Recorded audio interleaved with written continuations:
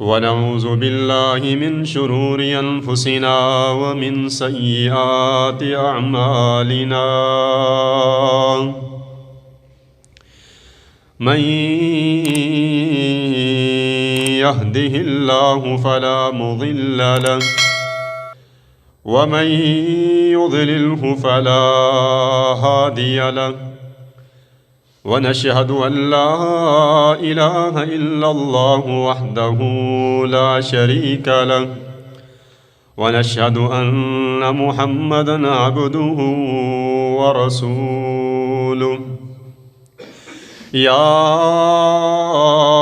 أيها الذين آمنوا اتقوا الله حق تقاته ولا تموتن إلا وأنتم مسلمون يا أيها الناس اتقوا ربكم الذي خلقكم من نفس واحدة وخلق منها زوجها وبث منهما رجالا كثيرا ونساء واتقوا الله الذي تساءلون به والأرحام إن الله كان عليكم رقيبا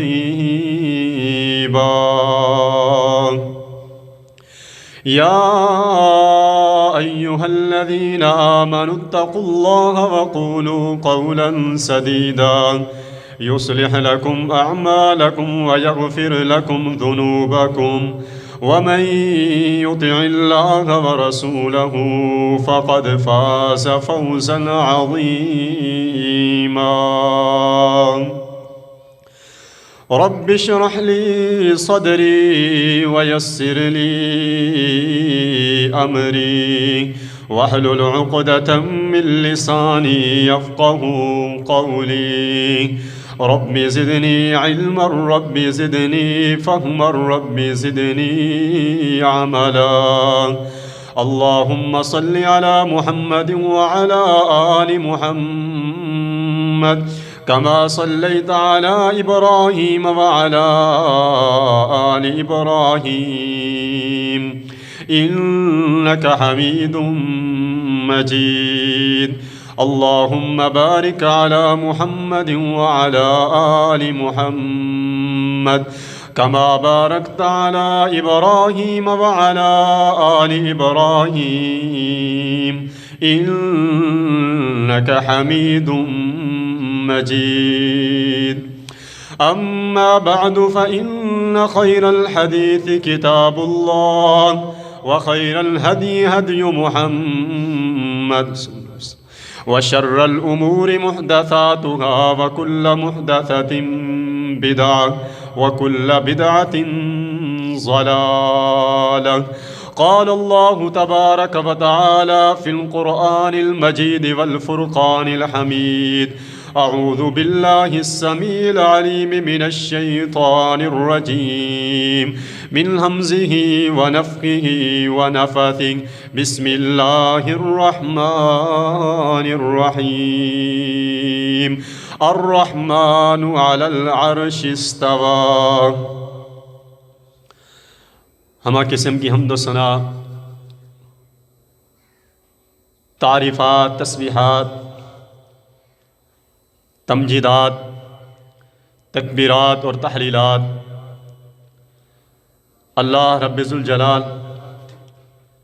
اللہ خالق الانام اللہ مالک ذوالجلال والاکرام کی ذات اقدسہ مبارکہ مطہرہ مشرفہ معظمہ اور مجلہ کے لیے خاص زیبا و لائق ہے کہ جو اس کائنات کا تن تنہا اکیلا اور یکتا خالق و مالک رازق علام الغیوب غفار الذنوب ستیر العیوب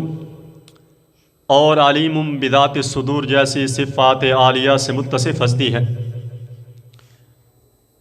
نہ اس کی ذات میں اس کا کوئی شریک ہے، نہ اس کی صفات میں اس کا کوئی ساجی ہے، اور نہ ہی اس کے اوامر و افعال میں کوئی اس کا سہیم اور حصہ دار ہو سکتا ہے۔ وہ ہر لحاظ سے، ہر اعتبار سے، ہر زاویہ سے بے نظیر، بے مثل اور بے مثال ذات ہے۔ درود و سلام ہو امام الانبیاء، امام الہدا،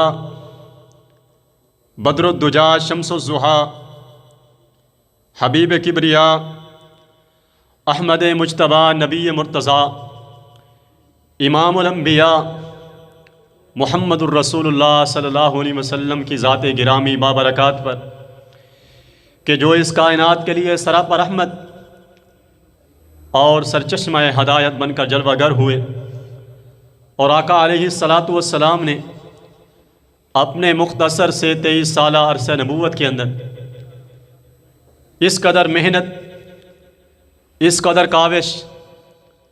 اس قدر تگ و دو اور اس قدر سعی کی کہ جن جگہوں پر پہلے شرک کے ایوان اور شرک کے اڈے ہوا کرتے تھے، وہ جگہیں جو کبھی غیر اللہ کی پوجا پاٹ کے لیے مختص تھیں، ان مقامات اور ان مواضع پر اللہ رب العزت کی توحید کا جھنڈا لہرا دیا گیا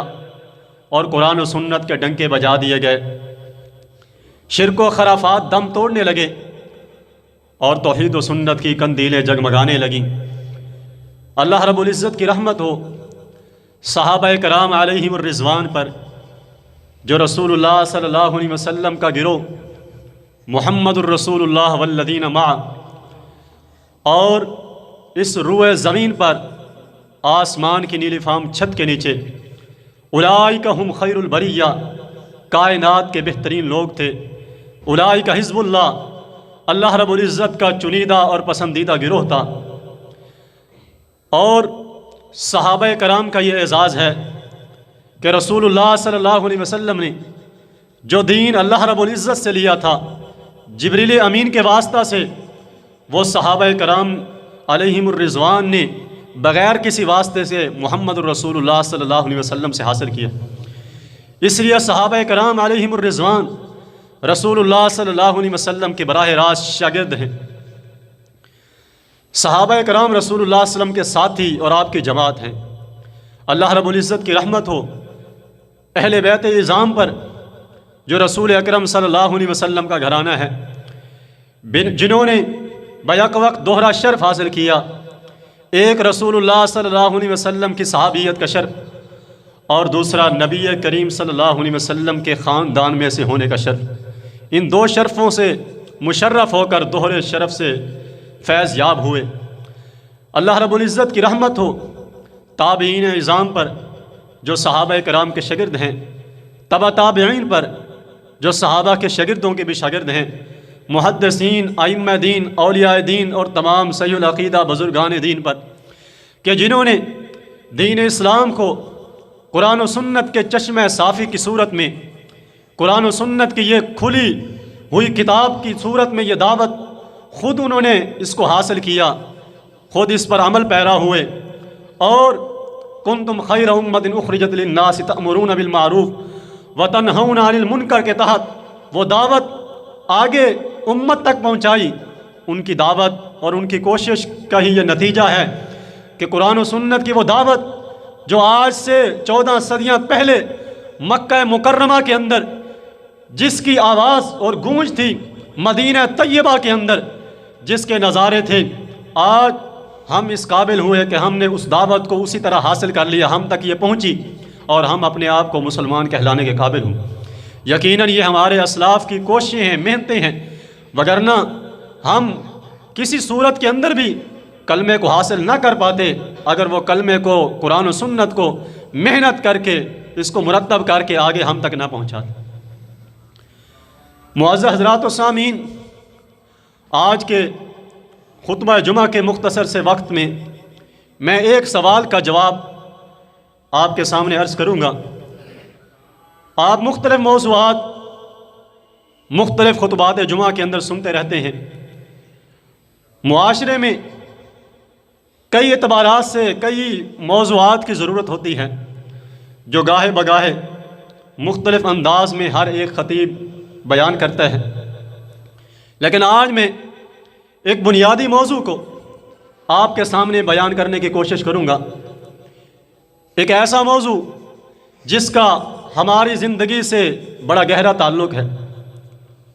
جیسے ایک کپڑے کا جسم سے تعلق ہے، اسی طرح اس موضوع کا ہمارے ساتھ چولی دامن کا ساتھ ہے۔ انسان کے اعمال میں کمی ہو جائے،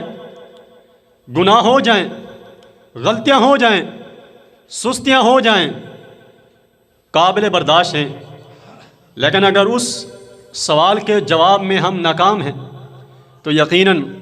خسرت دنیا والآخرہ، ہماری دنیا بھی ناکام ہے اور ہماری آخرت بھی ناکام ہے۔ اگر اس سوال کا صحیح جواب دینے سے ہم قاصر ہیں، یا اس سوال کو صحیح طور پر سمجھنے سے قاصر ہیں، پھر ہمیں اپنے اسلام اور اپنے ایمان کی فکر کرنی چاہیے، چونکہ یہ سوال، اس کا جواب دینے میں ہمارے معاشرے میں لوگوں کی مختلف صورتیں ہیں، اس لیے میں آپ کے سامنے اس کا جواب قرآن و سنت کی روشنی میں اور اسلاف امت کی روشنی میں بیان کرنے کی کوشش کروں گا۔ سوال یہ ہے کہ اللہ رب العزت کی ذات کہاں پہ ہے؟ یہ ایک بنیادی سوال ہے۔ ہمیں جہاں پر اور کئی ایک چیزوں کا پتہ ہے،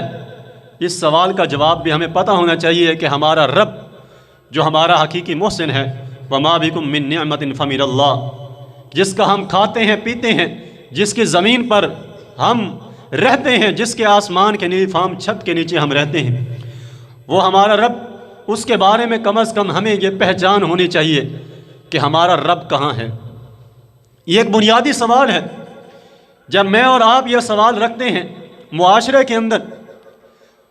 تو معاشرے میں رہنے والے جو مسلمان ہیں، اہل و سنہ ہیں،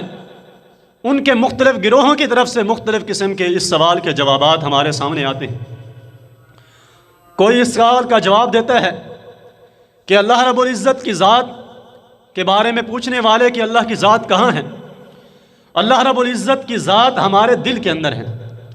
اس دل کو صاف کر لو، اس میں رب کی ذات بستی ہے۔ اسی طرح کبھی ہم سوال کرتے ہیں تو جواب یہ ملتا ہے کہ اللہ رب العزت کی ذات ہر جگہ پہ موجود ہے، اور اسی طرح سے کبھی اس سوال کا جواب اس صورت میں ملتا ہے کہ اللہ رب العزت کی ذات ہر چیز کے اندر موجود ہے۔ یہ مختلف جوابات، ان میں ایک جواب یہ بھی ملتا ہے کہ اللہ رب العزت کی ذات عرش معلیٰ پر ہے۔ لیکن پریشانی والی بات یہ ہے، ایک بنیادی سوال تھا، اہم سوال تھا، رب کی ذات کے بارے میں سوال تھا، لیکن اس سوال کے ہمیں مختلف جوابات مل رہے ہیں۔ یہ کیسے ہو سکتا ہے؟ کوئی ایک جواب صحیح ہوگا، ہر جواب تو یقیناً صحیح نہیں ہوگا، تو ہم اس صحیح جواب کی تلاش میں نکلتے ہیں کہ اس سوال کا صحیح جواب کیا ہے۔ یاد رکھیے، اللہ رب العزت کی ذات کے بارے میں بغیر تعصب کو بالائے طاق رکھتے ہوئے آج کی گفتگو اپنے کانوں کی نظر کیجئے گا اور اپنے دل و دماغ کو اس کے لیے کھولیے گا، کیونکہ یہ سوال کسی مسلک کے تناظر میں نہیں ہے، یہ سوال کسی تعصب کے نتیجے کے اندر نہیں ہے، بلکہ خالصتاً ہمارے رب کی ذات کے بارے میں سوال ہے۔ اور اس سوال کا جواب دینا ہمارے لیے اس لیے بھی ضروری ہے کہ ہم اللہ رب العزت کی ذات کے بارے میں جان سکیں، یہ ہمارے ایمان کا حصہ ہے۔ اللہ رب العزت کی ذات کے بارے میں یہ کہنا کہ اللہ رب العزت کی ذات ہر دل میں رہتی ہے، یہ جواب اس کی بنیاد نہ قرآن میں ہے، نہ اس کی بنیاد نبی کی حدیث پر ہے، نہ اس کی بنیاد کسی اور مستند دلیل پر ہے، محض ایک بات ہے، محض ایک ذہنی اختراع ہے، جواب ہے کہ اللہ رب العزت کی ذات یہاں بستی ہے۔ یہ ایک عقیدت کا انداز ہے، وگرنہ قرآن و سنت اس کے مؤید اور تائید کرنے والے نہیں ہیں۔ یاد رکھیے، یہ دل اللہ رب العزت نے ہر ایک کو دیا ہے۔ یہ دل ایک مومن کے پاس بھی ہے، یہ دل ایک کافر کے پاس بھی ہے، یہ دل ایک زانی کے پاس بھی ہے، یہ دل ایک چور کے پاس بھی ہے، یہ دل ایک ڈاکو کے پاس بھی ہے، یہ دل ایک مشرک کے پاس بھی ہے،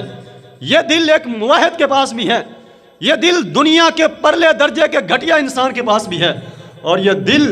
دنیا کے پاکیزہ ترین انسان کے پاس بھی ہے، یہ دل انبیاء کے پاس بھی تھا، صحابہ کرام کے پاس بھی تھا، اور یہ دل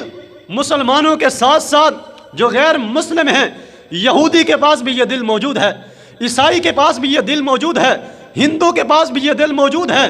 بدھ مت کے پاس بھی یہ دل موجود ہے، ملحد دہریے کے پاس بھی یہ دل موجود ہے۔ جب ہم عقیدت کے انداز میں کہتے ہیں کہ ہمارا رب یہاں بستا ہے، ہم تو عقیدت میں بہہ کر کہہ دیتے ہیں، لیکن اس طرف ہماری نظر نہیں جاتی کہ ہمارا جو جواب ہے اس کا اثر کس قدر برا پڑ رہا ہے۔ ہم رب کی ذات کو کہاں کہاں پر مان رہے ہیں کہ ہمارا رب جہاں پر ایک مسلمان کے دل میں ہے، وہاں پر دیگر غیر مسلم، منافق، یہودی، زانی، مشرک، نہ جانے کہاں تک یہ بات پہنچتی ہے۔ ذرا اس سوال کے جواب پر غور کیجئے گا۔ ہم عقیدت میں کہہ دیتے ہیں، اس کا اثر کہاں کہاں تک پہنچتا ہے، میں اس کو دہرانا نہیں چاہتا۔ اس سوال کا جواب ایک اور یہ دیا جاتا ہے کہ اللہ رب العزت کی ذات ہر ایک جگہ پر ہے۔ یہ بھی عقیدت کے انداز میں ایک جواب ہے، جس جواب کی دلیل نہ قرآن سے ہے، نہ حدیث سے ہے، نہ محدثین اور سلف صالحین سے ہے، محض ایک عقیدت کا ایک انداز ہے ہر ایک کا۔ حالانکہ اگر اس کو دوسرے زاویے سے دیکھا جائے کہ یہ سوال کا جواب کس حد تک درست ہے، تو یقیناً اس میں سکم اور ذوف موجود ہے، بلکہ بات بہت آگے تک پہنچتی ہے، اس لیے کہ جگہوں کے اندر اچھی جگہ بھی موجود ہیں، بری جگہ بھی موجود ہیں۔ جگہوں کے اندر مساجد جیسی بہترین جگہیں، احب البلاد الی اللہ مساجدہا، بہترین جگہیں، اللہ کے نزدیک محبوب ترین جگہ بھی موجود ہیں، اور جگہوں کے اندر وَأَبْغَضُ الْبِلَادِ إِلَى اللَّهِ أَسْوَاقُهَا، بدترین جگہ، مبغوض ترین جگہ، بازار بھی موجود ہیں، اور جگہوں کے اندر یہ باہر شارع عام بھی موجود ہے، اور جگہوں کے اندر تو ہم واش روم کی جگہ کو بھی ایک جگہ ہی شمار کرتے ہیں۔ جب ہم عقیدت کے انداز میں یہ کہتے ہیں ہمارا رب ہر جگہ پہ ہے، ہر جگہ پہ رب کی ذات موجود ہے، تو ہمارا جو جواب ہے اس کا اثر کس حد تک پڑتا ہے، یہ آپ ہی سوچ لیں، میں اس کو دہرانا نہیں چاہتا۔ حضرات، اس سوال کا جواب تیسرے انداز میں یہ دیا جاتا ہے کہ اللہ رب العزت کی جو ذات ہے وہ ہر ایک چیز کے اندر موجود ہے۔ یہ بھی سوال کا جواب پچھلے دونوں جوابوں کی طرح غیر شرعی طریقے کے اوپر موجود ہے۔ اس کی دلیل نہ قرآن سے، نہ حدیث سے، نہ ہی کسی عقلی طور پر یہ درست ہو سکتی ہے، محض ایک عقیدت کا ایک انداز ہے، اس سے زیادہ اس کی کوئی حیثیت نہیں۔ حالانکہ اس کو دوسرے انداز سے دیکھیں تو اس میں رب کی ذات کی توہین موجود ہے۔ رب تعالیٰ کو یہ کہنا کہ اللہ تعالیٰ کی ذات ہر جگہ پہ موجود، ہر چیز میں موجود ہے، ہر چیز کے اندر تو انسان بھی آ جاتا ہے، ہر چیز میں تو حیوان بھی آ جاتا ہے، ہر چیز میں تو درندے بھی آ جاتے ہیں، ہر چیز کے اندر تو کتا بھی آ جاتا ہے، ہر چیز میں تو خنزیر بھی آ جاتا ہے، ہر چیز میں کیا کچھ نہیں آتا۔ حضرات، جواب خود ہی سوچ لیجئے کہ اس جواب کا اثر جو ہے کس حد تک پڑ رہا ہے۔ ہم اپنے رب کی ذات کے بارے میں یہ غیر محتاط جملے بولتے ہیں، ان جملوں کا اثر رب کی گستاخی تک جا پہنچتا ہے۔ اسے تعصب پر محمول نہ کیجئے گا، ذرا گریبان میں جھانکیے گا، معاملہ رب کی ذات کا ہے۔ حضرات، اس لیے اللہ کے محبوب پیغمبر صلی اللہ علیہ وسلم نے فرمایا تھا، صحیح بخاری اور صحیح مسلم کے اندر حدیث ہے، آقا علیہ الصلوۃ والسلام نے فرمایا، ان العبد لیتکلم بکلمۃ من رضوان اللہ، ایک بندہ ایسی بات اپنے منہ سے نکالتا ہے جو رب کی رضامندی پر مشتمل ہوتی ہے، اللہ تعالیٰ اس کے ایک بات کے ذریعے سے اس کے درجات بلند فرما دیتے ہیں۔ اور اس کے مقابل ایک وہ بندہ ہے جو غیر محتاط رویہ اختیار کرتے ہوئے اپنی زبان سے ایسا کلمہ کہتا ہے جس کلمے کی وجہ سے وہ اتنا جہنم کے قریب ہو جاتا ہے کہ بالکل قریب ترین جا کر کھڑا ہو جاتا ہے، اور اسے کوئی اندازہ ہی نہیں ہوتا کہ میری ایک بات نے مجھے جہنم کے کتنا قریب کر دیا ہے۔ حضرات، اس لیے زبان کے استعمال کے بارے میں بہت زیادہ تاکید کی گئی ہے قرآن و سنت کے اندر۔ رب کی ذات کے بارے میں زبان کا استعمال کرتے ہوئے سوچئے گا، یہ تو دیگر معاملات کے اندر زبان پر گرفت موجود ہے، دیگر معاملات کے اندر احتیاط کرنے کی تاکید موجود ہے۔ جب رب کی ذات کے بارے میں کلام کریں تو 1 مرتبہ نہیں، 10 مرتبہ نہیں، 100 مرتبہ نہیں، 1000 مرتبہ سوچیں کہ ہم کس کے بارے میں بات کر رہے ہیں، جو ہمارا رب ہے۔ کہیں ایک جملہ ہمیں تباہی کے دہانے پر کھڑا نہ کر دیں۔ حضرات اسی لیے یہ سوال کہ اللہ رب العزت کی ذات کہاں پہ ہے، اس کے 3 جواب آپ نے سن لیے ہیں۔ ایک جواب یہ تھا کہ اللہ رب العزت کی ذات ہر جگہ پہ ہے، ایک جواب یہ تھا کہ اللہ تعالیٰ کی ذات ہر چیز میں ہے، ایک جواب یہ تھا کہ اللہ تعالیٰ کی ذات ہر دل کے اندر موجود ہے، اور تینوں جوابات کو آپ سن چکے ہیں۔ لیکن اصل یہ ہے، ہم دیکھنا یہ چاہتے ہیں پھر اس سوال کا جواب اصل ہے کیا؟ تو یقیناً اس کا صحیح جواب قرآن و سنت میں موجود ہے۔ ہم نے کبھی زحمت ہی نہیں کی قرآن و سنت کو کھولنے کی، قرآن و سنت سے رہنمائی لینے کی کوشش ہی نہیں کی۔ فَأَيْنَ تَذْهَبُونَ إِنْ هُوَ إِلَّا ذِكْرٌ لِّلْعَالَمِينَ، قرآن ہمیں پکارتا رہا، لوگوں کہاں پر جا رہے ہو، میرے قریب آؤ۔ إِنْ هُوَ إِلَّا ذِكْرٌ لِّلْعَالَمِينَ هُدًى لِّلنَّاسِ هُدًى لِّلْعَالَمِينَ هُدًى لِّلْمُتَّقِينَ، میں تو تمہارے لیے ہدایت کا منبع بن کر آیا ہوں۔ تم اللہ رب العزت کی ذات کے بارے میں مختلف لوگوں سے مختلف قسم کے سوالات کر رہے ہو، رب مجھے اتارنے والا ہے، اور اللہ تعالیٰ نے اپنی کتاب کے اندر بہت کچھ بتایا ہے، اور اللہ تعالیٰ نے اپنے بارے میں بھی اپنی کتاب قرآن مقدس کے اندر بتایا ہے کہ میں کہاں پہ ہوں۔ ذرا قرآن کو کھولو تو صحیح، مجھے پڑھو تو صحیح کہ میں نے اپنے رب کی ذات کے بارے میں کہا کیا لکھا ہے کہ اللہ کی ذات کہاں پہ ہے۔ حضرات جب ہم قرآن کی طرف آتے ہیں تو قرآن ہمیں اللہ رب العزت کی ذات کے بارے میں صرف ایک ہی جواب دیتا ہے، ایک ہی جواب دیتا ہے کہ اللہ رب العزت کی ذات عرش معلیٰ پر ہے، نہ کسی کے دل میں ہے، نہ ہر جگہ پہ ہے، نہ ہر چیز کے اندر ہے، بلکہ صرف اور صرف اللہ رب العزت کی ذات آسمان پہ ہے۔ اور مجھے یہ فخر ہے کہنے پر کہ اس روئے زمین پر اس عقیدے کے حامل رسول اللہ صلی اللہ علیہ وسلم تھے کہ اللہ کی ذات کو عرش پر مانتے تھے۔ مجھے یہ کہنے میں کوئی باک نہیں ہے کہ اس عقیدے کے حامل نبی کے صحابہ تھے، اور یہ کہنے میں بھی کوئی تأمل نہیں ہے کہ اس عقیدے کے مالک کہ اللہ کی ذات صرف اور صرف عرش پر ہے، یہ تابعین تبع تابعین محدثین تھے۔ امام ابن قیم رحمۃ اللہ علیہ نے السوائق کے اندر یہ لکھا ہے کہ امت اسلامیہ کا اجماع ہے، شروع سے یہ آ رہا ہے سب امت کا کہ اللہ رب العزت کی ذات عرش معلیٰ کے اوپر ہے۔ حضرات یہ عقیدہ ہے مسلمانوں کا شروع سے چلا آ رہا ہے، بعد میں جہاں پر کئی ایک فتنے رونما ہوئے وہاں پر اللہ رب العزت کی ذات کے بارے میں اس سوال کے جواب کو بھی مشکوک کر دیا گیا، اور اللہ تعالیٰ کی ذات کو مختلف جگہ پر ہونے کا ذکر کیا گیا، حالانکہ سوال کا جواب ایک ہی تھا کہ اللہ رب العزت کی ذات عرش معلیٰ کے اوپر ہے۔ یہ اللہ رب العزت نے قرآن حکیم کے اندر ذکر کیا ہے۔ قرآن حکیم کے اندر سورۃ طٰہٰ ہے، اور اللہ رب العزت ذکر فرماتے ہیں الرحمن علی العرش استویٰ، اللہ رب العزت کی ذات عرش معلیٰ کے اوپر ہے۔ قرآن حکیم کے اندر یہ آیت اللہ رب العزت نے ایک جگہ پہ ذکر نہیں کی، 2 جگہ پہ ذکر نہیں کی، 3 جگہ پہ ذکر نہیں کی، 4 جگہ پہ نہیں، 5 جگہ پہ نہیں، 6 جگہ پہ نہیں، بلکہ 7 جگہ پہ اللہ رب العزت نے قرآن حکیم کے اندر یہ آیت ذکر کی ہے کہ الرحمن علی العرش استویٰ، اللہ رب العزت کی ذات عرش معلیٰ پر ہے۔ اور یہی اللہ رب العزت کے شایان شان ہے۔ اللہ رب العزت کی ذات سب مخلوق سے بلند ہے، سب انسانوں سے، سب فرشتوں سے، سب سے بلند ہے۔ تو آپ کو پتہ ہے فرشتے آسمانوں میں رہتے ہیں، اور انبیاء بھی 7 آسمانوں میں رہتے ہیں۔ نبی علیہ الصلوۃ والسلام نے معراج کیا ہے، یہ کیسے ہو سکتا ہے فرشتے تو اوپر رہیں، انبیاء تو اوپر رہیں، اور رب کی ذات نیچے رہے؟ یہ کیسے بہتر ہو سکتا ہے؟ اللہ رب العزت کی شایان شان ہی یہی ہے کہ اس کی ذات سب سے اوپر ہو، اور سب سے اوپر آسمانوں سے بھی اوپر عرش معلیٰ ہے، اور وہیں پہ اللہ رب العزت کی ذات ہے۔ اللہ نے اپنے بارے میں خود بتایا ہے۔ اس آیت کا سادہ ترجمہ پڑھ لیجئے، چاہے وہ اہل الحدیث کا ترجمہ ہو، چاہے بریلوی کا ہو، چاہے دیوبندی کا ہو، جو بھی ترجمہ قرآن والا اٹھا لے، اس میں اللہ رب العزت کی ذات کے بارے میں اس آیت کا ترجمہ پڑھیے، الرحمن علی العرش استویٰ، اللہ رب العزت کی ذات عرش معلیٰ کے اوپر ہے۔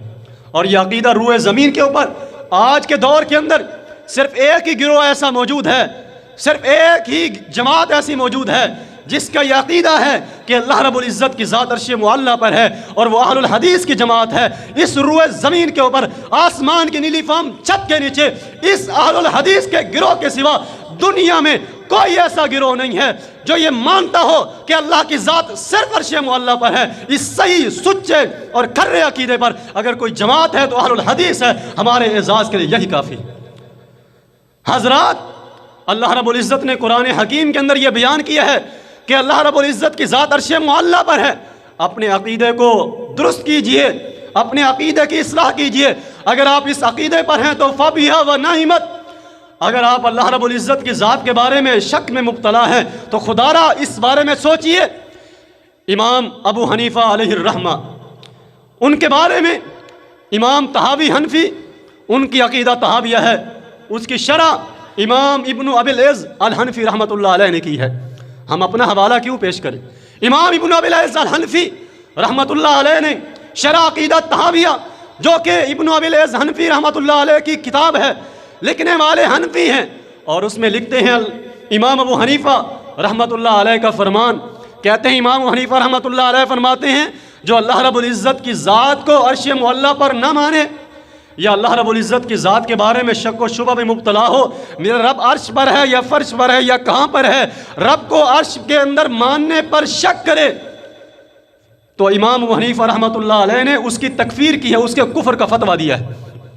حضرات، اس لیے معاملہ بڑا مشکوک ہے اور معاملہ بڑا سخت ہے. اس معاملے کے اندر اس پر نظر ثانی کیجئے. امام ابو حنیفہ رحمۃ اللہ علیہ فرماتے ہیں اگر تم اللہ رب العزت کی ذات کے عرش کے اوپر ہونے پر مذبذب ہو، شک کے اندر مبتلا ہو، تو اپنے ایمان اور اسلام کی فکر کرو. حضرات، آئیے قرآن حکیم کی طرف. اللہ رب العزت نے فرمایا الرحمن علی العرش استویٰ. اللہ رب العزت کی ذات عرش معلیٰ پر ہے. عرش معلیٰ پر یہ 7 جگہ پر یہ آیت دہرائی ہے تاکہ یہ معلوم ہو سکے کہ اللہ رب العزت کی ذات صرف اور صرف عرش پر ہے. انسان یہ بار بار پڑھے اور اس کے ذہن میں یہ چیز مستحضر ہو جائے، پکی ہو جائے، پختہ ہو جائے کہ اللہ کی ذات اور کہیں پر نہیں ہے، صرف عرش معلیٰ کے اوپر ہے. حضرات، یہی عقیدہ قرآن کی کئی ایک آیات میں ہے. جمعے کا مختصر وقت متحمل نہیں ہوتا، وگرنہ کئی صریح کنائی آیات موجود ہیں اس عقیدے کے اوپر کہ اللہ رب العزت کی ذات عرش معلیٰ پر ہے. امام ابن ابی العز الحنفی رحمۃ اللہ علیہ اپنی اسی شرح عقیدہ طحاویہ کتاب کے اندر حنفی لکھتے ہیں، کہتے ہیں دلائل بیان کرتے ہوئے اللہ رب العزت کی ذات کے عرش کے اوپر ہونے کے قرآن سے بھی احادیث سے بھی لکھتے ہوئے آگے چلتے ہوئے فرماتے ہیں کہ قرآن و سنت کے اندر اللہ کے عرش کے اوپر ہونے کے اس قدر دلائل ہیں لو بسطت افرادها لبلغت نحو الف دلیل. اگر میں قرآن و سنت کی وہ دلیلیں بیان کروں جو رب کے عرش کے اوپر ہونے پر دلالت کنہ ہیں تو وہ 1000 کے لگ بھگ ایسی قرآن و حدیث میں دلیلیں ہیں جن میں یہ موجود ہے کہ رب کی ذات عرش معلیٰ پر ہے. امام ابن ابی العز الحنفی رحمۃ اللہ علیہ کا یہ فرمان ہے. حضرات، اس لیے میں نے کہا ہے کہ قرآن و سنت کے اندر کئی ایک آیات اور حدیث موجود ہیں جو رب تعالیٰ کے عرش پر ہونے پر دلالت کنہ ہے. سیدنا موسیٰ علیہ السلام کے دور کے اندر فرعون نے کہا تھا اپنے وزیر حامان کو، یا حامان ابن لی صرحا لعلی ابلغ الاسباب، اے حامان یہ میرے لیے محل تیار کر، اوپر کوئی بلڈنگ تیار کر. فاطلع الی الہ موسیٰ، کیونکہ موسیٰ کا رب اوپر رہتا ہے اس لیے میں اوپر رب کو دیکھ سکوں، اس کی طرف جھانک سکوں. اگر اللہ کی ذات ہر جگہ پہ تھی تو فرعون نے اوپر جھانکنے کی کوشش کیوں کی؟ اس لیے اس کو پتا تھا کہ اللہ رب العزت کی ذات ہر جگہ پر نہیں ہے. بل رفعہ اللہ، قرآن کے اندر پڑھیے اللہ رب العزت نے عیسیٰ علیہ السلام کے بارے میں فرمایا بر رفعہ اللہ. عیسیٰ علیہ السلام کو نہ لوگوں نے قتل کیا، نہ اس کو کسی نے سولی پر چڑھایا، بلکہ اللہ رب العزت نے اوپر ان کو اٹھا لیا ہے. اللہ تعالیٰ اوپر تھا تبھی تو اللہ نے اوپر اٹھایا ہے، نیچے رہ کر اوپر کیسے اٹھاتے؟ بر رفعہ اللہ، اللہ نے ان کو اوپر اٹھا لیا ہے. اسی طرح قرآن و حدیث کے اندر کئی ایک دلائل ہے وَإِلَيْهِ يَصْعَدُ الْكَلِمُ الطَّيِّبُ وَالْعَمَلُ الصَّالِحُ يَرْفَعُهُ. اللہ رب العزت کی طرف ہی سارے کلمات جو ہے یہ چڑھتے ہیں، جو بھی انسان نیک عمل کرتا ہے وہ اللہ کے ہاں پیش ہوتا ہے. تَعْرُجُ الْمَلَائِكَةُ وَالرُّوحُ إِلَيْهِ، فرشتے جبریل امین اللہ کی طرف جاتے ہیں، اوپر کی طرف فرشتے اوپر سے وحی لے کر آتے ہیں. قرآن نازل ہوا ہے، نازل جو چیز ہوتی ہے وہ اوپر سے نیچے ہوتی، نیچے سے رکھی ہوئی نازل نہیں ہوتی. اور اللہ رب العزت نے وحی کے لیے 2 طرح کے لفظ استعمال کیے ہیں، ایک انزلہ اور ایک نزلہ. دونوں کا معنی نازل کرنا ہے، یک بارگی نازل کرنا، ایسا ایسا نازل کرنا. تو یہ نازل ہونا اوپر سے ہوتا ہے، اللہ رب العزت کی ذات اوپر ہے، نبی علیہ السلام کے اوپر وحی اوپر سے آتی تھی. اسی طرح اگر قرآنی آیات کے بعد احادیث مقدسہ کی طرف آئیں تو احادیث کے اندر بھی یہ عقیدہ موجود ہے کہ اللہ رب العزت کی ذات عرش معلیٰ پر ہے. احادیث نبویہ، ان کے اندر سب سے پہلی حدیث کی 3 قسمیں ہوتی ہیں. ایک قولی حدیث ہوتی ہے، دوسری فعلی ہوتی ہے، تیسری تقریری حدیث ہوتی ہے. قولی جس میں اللہ کے رسول صلی اللہ علیہ وسلم کا فرمان موجود ہو، فعلی جو رسول اللہ صلی اللہ علیہ وسلم کا عمل ہو. تقریری جو رسول اللہ صلی اللہ علیہ وسلم کے سامنے کام کیا جائے اور آپ صلی اللہ علیہ وسلم اس کے اوپر نکیر یا اعتراض آبجیکشن نہ کریں، وہ تقریری حدیث ہوتی ہے۔ یہ تینوں حدیثیں ہوتی ہیں، محدثین نے ان کو نقل کیا ہے، اور یہ عقیدہ اللہ کے عرش پر ہونے کا تینوں طرح کی حدیثوں سے ثابت ہے۔ اللہ کے نبی علیہ السلام کی قولی حدیث، آپ صلی اللہ علیہ وسلم دعا کرتے تھے، تبارکت ربنا وتعالیت، یا اللہ تو بابرکت ذات ہے، وتعالیت تو بلند و بالا ذات ہے، وہو العلی العظیم، اللہ کے نبی علیہ السلام اللہ کے لیے لفظ استعمال کرتے تھے، یا اللہ تو بلند و بالا ہے، عظمتوں والا ہے۔ یہ رسول اللہ صلی اللہ علیہ وسلم لفظ استعمال کرتے تھے اللہ کی ذات کے بارے میں۔ رسول اللہ صلی اللہ علیہ وسلم کی قولی حدیث اللہ رب العزت کے عرش پر ہونے پر واضح دلیل ہے۔ اس طرح اللہ کے نبی علیہ السلام کی اگر فعلیہ حدیث دیکھیں تو نبی علیہ السلام کی فعلیہ حدیث بھی اللہ رب العزت کے عرش پر ہونے پر واضح دلیل ہے۔ صحیح مسلم کھولیے، صحیح بخاری کھولیے، اللہ کے نبی علیہ السلام حجۃ الوداع کا موقع ہے اور آپ صلی اللہ علیہ وسلم صحابہ کرام کے مجمع سے مخاطب ہیں، اور آپ صلی اللہ علیہ وسلم صحابہ سے فرما رہے ہیں، اے میرے صحابہ مجھے بتاؤ جو رب نے عرش سے دین نازل کیا تھا کیا میں نے تمہارے تک پہنچا دیا ہے کہ نہیں؟ صحابہ کرام نے یک زبان ہو کر کہا، بلغت وادیت ونصحت، اے اللہ کے رسول یقیناً آپ کو رب نے جو دین دیا تھا آپ نے اس کو پہنچا دیا، آپ نے ہم تک اس کو جو ہے کنوے کر دیا ہے، ونصحت آپ نے خیر خواہی کر دی ہے، آپ نے نصیحت کا حق ادا کر دیا ہے۔ تو صحیح مسلم کے اندر حدیث آتی ہے کہ اللہ کے نبی علیہ السلام نے اپنی انگلی کا اشارہ آسمان کی طرف کیا اور رب کو گواہ بنا کر کہا، اللہم اشہد، یا اللہ یہ زمین والے گواہی دے رہے ہیں تیرے نبی نے تیرا دین سارا کا سارا پہنچا دیا ہے، تو بھی گواہ ہو جا، تو نے جو دین محمد رسول اللہ پر نازل کیا تھا میں محمد صلی اللہ علیہ وسلم نے اس دین کے اندر سے کوئی ایک حرف بھی نہیں چھپایا، سب کا سب اسی طرح منوان پہنچا دیا ہے۔ تو اس لیے رسول اللہ صلی اللہ علیہ وسلم کا آسمان کی طرف انگلی سے اشارہ کرنا یہ واضح دلیل ہے کہ اللہ کے نبی علیہ السلام اللہ کی ذات کو عرش پر مانتے تھے، تبھی تو اشارہ آسمان کی طرف کیا ہے۔ اسی طرح نبی علیہ السلام کی تقریری حدیث صحیح مسلم کے اندر یہ حدیث آتی ہے، اور بخاری مسلم یہ دو ایسی کتابیں ہیں جو امت اسلامیہ کے نزدیک، چاہے وہ اہل الحدیث ہوں، چاہے وہ بریلوی ہوں، چاہے وہ دیوبندی ہوں، سب کے نزدیک، اہل سنہ کے نزدیک قرآن کے بعد صحیح ترین دو ہی کتابیں ہیں، ایک صحیح بخاری ہے اور ایک صحیح مسلم ہے۔ اس لیے مستند کتابوں سے یہ حوالے ذکر کر رہا ہوں۔ صحیح مسلم کے اندر یہ حدیث موجود ہے، اللہ کے نبی علیہ السلام کے پیارے صحابی سیدنا معاویہ بن حکم الاسلمی رضی اللہ تعالی عنہ، یہ نبی علیہ السلام کے پیارے صحابی ہیں۔ ان کی ایک لونڈی تھی جو کہ احد کی جانب بکریاں چرایا کرتی تھی۔ ایک دن بکریاں چرا رہی تھی، سیدنا معاویہ بن حکم السلمی رضی اللہ تعالی عنہ باہر نکلتے ہیں، لونڈی کو دیکھتے ہیں کہ بکریاں چرا رہی ہے، ان کی نظر اسی دوران ایک بھیڑیا پر پڑتی ہے، فَإِذَا الذِّئْبُ، ایک بھیڑیا پر پڑتی ہے۔ دیکھتے ہیں کہ ایک بھیڑیا آیا ہے اور میری بکریوں میں سے ایک بکری اس نے چرائی ہے اور لے گیا ہے کھانے کے لیے۔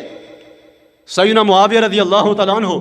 جب یہ اپنی بکریوں میں سے ایک بکری کا شکار ہوتے ہوئے دیکھتے ہیں تو ان کو غصہ آتا ہے کہ یہ موجود ہے میری خادمہ اور اس کو پتہ ہی نہیں، احساس ہی نہیں، بھیڑیا بکری لے کر گیا ہے اور بکری کھانے کے لیے لے گیا ہے اور اس کی توجہ ہی نہیں ہے۔ کہتے ہیں میں بھی بشر ہوں، انسان ہوں، مجھے غصہ آ گیا، غصے کے اندر میں نے ان کو ایک تھپڑ رسید کر دیا، ایک تھپڑ مار دیا، لیکن پھر مجھے احساس ہوا کہ میں نے اس بیچاری پر ظلم کیا ہے، وہ تو کوشش کر رہی تھی، کوشش پر پوری نہیں اتر سکی اور بھیڑیا بکری لے کر چلا گیا، اس میں اس بیچاری کا کیا قصور تھا، وہ تو اپنی ذمہ داری ادا کر رہی تھی۔ کہتے ہیں احساس ہوا، فوراً نبی علیہ السلام کے دربار میں حاضر ہوا، کہ اللہ کے نبی صلی اللہ علیہ وسلم اس طرح معاملہ پیش آیا ہے اور میں نے اپنی لونڈی کو تھپڑ رسید کیا ہے۔ اللہ کے نبی علیہ السلام نے فرمایا تو نے بہت بڑا جرم کیا ہے۔ کہتے ہیں نبی علیہ السلام نے میرے اس عمل کو بہت بڑا عمل قرار دیا، آپ صلی اللہ علیہ وسلم نے اس قدر اس کو بڑا قرار دیا، مجھے احساس پیدا ہوا، میں نے کہا اللہ کے نبی علیہ السلام کفارہ چاہتا ہوں اور کفارے کے طور پر میں یہ چاہتا ہوں کہ اپنی وہ لونڈی جس کو میں نے تھپڑ رسید کیا تھا میں اس کو اللہ کی راہ میں آزاد کر دوں، شاید میرا یہ کفارہ ہو جائے، اللہ تعالیٰ مجھے معاف کر دے۔ ایک تھپڑ کا بدلہ، آج ہم کتنے تھپڑ کتنے ظلم کرتے ہیں، قتل تک کر دیتے ہیں، لوگ احساس نہیں ہے۔ کہا یہ لونڈی آزاد کرنا چاہتا ہوں، ایک جو تھپڑ اس کو رسید کیا تھا اس کی غلطی کی وجہ سے ہو سکتا ہے وہ اس ایک تھپڑ کا یہ آزادی کا کفارہ ہو جائے، یہ لونڈی کی آزادی یہ کفارہ ہو جائے، میرے ایک تھپڑ کا میرا جرم اللہ کے ہاں معاف ہو جائے۔ کہتے ہیں نبی علیہ الصلوۃ والسلام نے فرمایا کہ اگر آزاد کرنا چاہتے ہو تو آزاد کرنے سے پہلے میرے پاس لے کر آؤ۔ کہتے ہیں نبی علیہ الصلوۃ والسلام کے پاس میں وہ لونڈی لے کر آیا، اللہ کے نبی علیہ الصلوۃ والسلام نے اس کا امتحان لیا،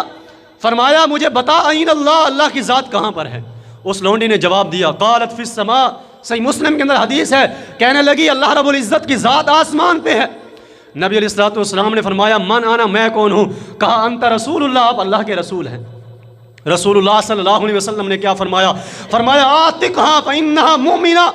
اے میرے صحابی معاویہ اپنی اس لونڈی کو آزاد کر دو کیونکہ یہ ایمان والی لونڈی ہے۔ نبی علیہ الصلوۃ والسلام نے اس لونڈی کو ایمان والا قرار دیا جس کا یہ عقیدہ تھا، جس کا یہ نظریہ تھا، جس کا یہ جواب تھا کہ رب کی ذات کہیں پر نہیں ہے، نہ کسی دل میں ہے، نہ کسی چیز میں ہے، نہ کسی جگہ میں ہے، صرف اور صرف اللہ کی ذات عرش معلیٰ پر ہے۔ نبی علیہ الصلوۃ والسلام نے فرمایا یہ مومنہ ہے، یہ ایمان والی ہے، ایمان کے تقاضوں کو پورا کرنے والی ہے، اس کو آزاد کر دو۔ یہ نبی علیہ الصلوۃ والسلام نے لونڈی کو جو اس کا جواب دیا تھا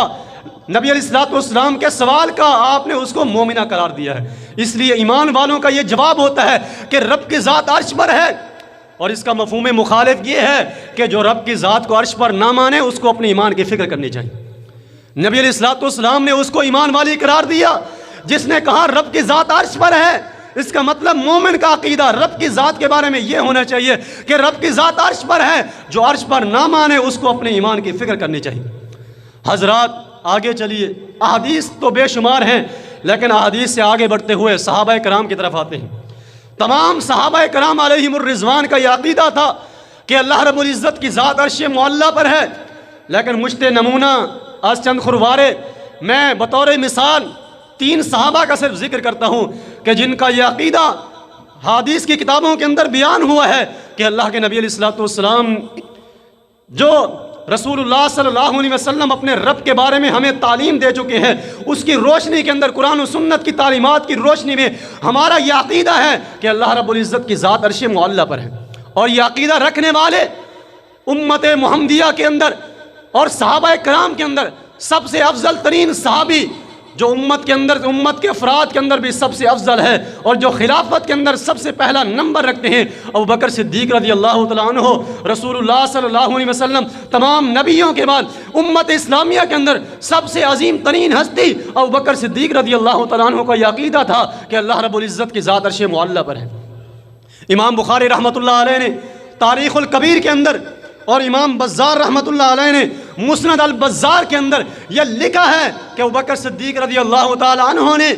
رسول اللہ صلی اللہ علیہ وسلم کے وفات کے وقت، رسول اللہ صلی اللہ علیہ وسلم کے دنیا سے جاتے وقت جو خطبہ دیا تھا، اس خطبے کے اندر فرمایا تھا من کان یعبد اللہ فإن اللہ حی فی السماء لا یموت، جو ایک اللہ کی عبادت کرتا تھا، اللہ رب العزت کی ذات آسمان میں زندہ ہے، اس کے اوپر کبھی موت نہیں آ سکتی۔ یہ تاریخ الکبیر کے اندر امام بخاری نے اور تاریخ الکبیر میں اور امام بزار رحمۃ اللہ علیہ نے مسند البزار کے اندر لکھا ہے، اور یہ ثابت ہے ابوبکر صدیق رضی اللہ تعالیٰ عنہ سے کہ اللہ تعالیٰ کی ذات عرش معلیٰ کے اوپر موجود ہے۔ اور یہی عقیدہ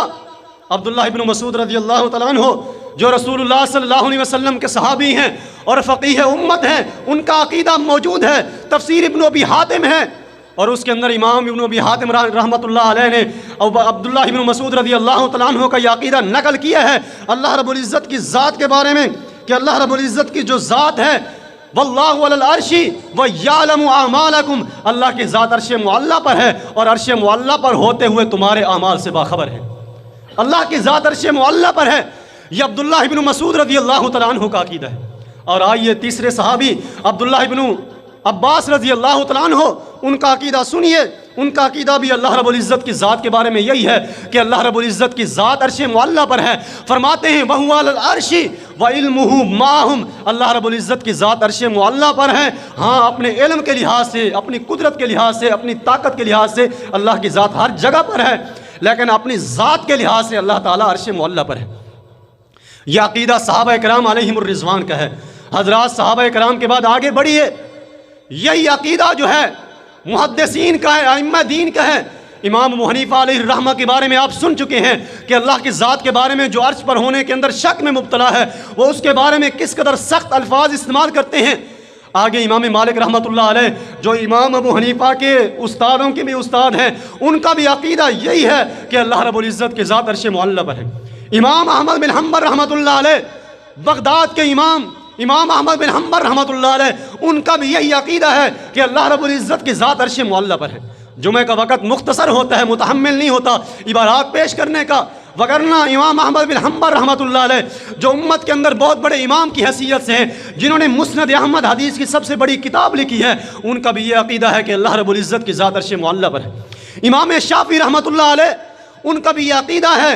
کہ اللہ رب العزت کی ذات عرش معلی پر ہے۔ اس سے آگے بڑھیے تو محدثین نے اس عقیدے کے اوپر کتابیں لکھی ہیں۔ امام ذہبی رحمۃ اللہ علیہ نے العلوف للعلی الغفار کے نام سے اس عقیدے پر کتاب لکھی ہے کہ اللہ رب العزت کی ذات صرف عرش معلی پر ہے۔ امام ذہبی رحمۃ اللہ علیہ نے کتاب العرش کے نام سے ایک کتاب لکھی ہے کہ اللہ رب العزت کی ذات عرش معلی پر ہے۔ دیگر محدثین نے اس عقیدے کو اپنی کتابوں کے اندر درج کیا ہے کہ اللہ رب العزت کی ذات صرف اور صرف عرش معلی پر ہے۔ اور ہاں، اس سے آگے بڑھتے ہوئے یہ بھی یاد رکھیے، اللہ رب العزت کی ذات کے بارے میں یہ عقیدہ کہ اللہ عرش پر ہے، یہ عقیدہ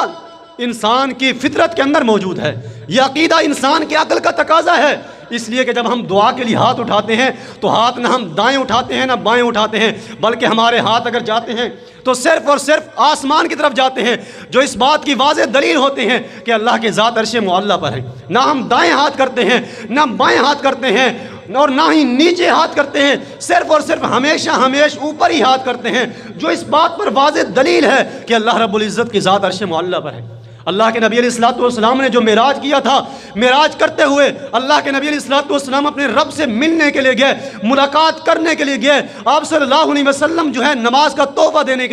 کے لیے گئے، اور اللہ کے نبی علیہ الصلوۃ والسلام یہ لینے کے لیے آپ نے آسمان کی سیر کی ہے اور آسمانوں سے اوپر رب کی ذات سے یہ تحفہ حاصل کیا ہے۔ اگر اللہ رب العزت کی ذات ہر جگہ پر تھی تو معراج کرنا چہ معنی دار ہے۔ معراج نبی علیہ الصلوۃ والسلام کرنے کے لیے اوپر کیوں گئے اگر اللہ کی ذات یہاں پر موجود تھی؟ اس لیے اس چیز پر غور کرنا چاہیے۔ اور آگے ہماری فطرت کا بھی یہی تقاضا ہے کہ اللہ رب العزت کی ذات ہر جگہ پر ہے۔ آپ کسی چھوٹے سے چھوٹے بچے سے بھی پوچھ لیں، جس نے نہ قرآن پڑھا ہو، نہ حدیث پڑھی ہو، نہ مدرسے میں پڑھا ہو، نہ جس نے کوئی چیز رٹی ہو، بلکہ ایک سادہ اس کا دماغ جس میں کوئی چیز موجود نہ ہو، بالکل قرآن و سنت سے آشنا نہ ہو، کچھ بھی نہ پڑھا ہوا ہو، اس سے بھی پوچھیں تو وہ بھی یہی اشارہ کرے گا کہ اللہ رب العزت کی ذات عرش معلی کے اوپر ہے۔ اور اگر آپ کسی بڑھیا سے پوچھیں، آپ پنڈوں دیہاتوں میں رہنے والے لوگ ہیں،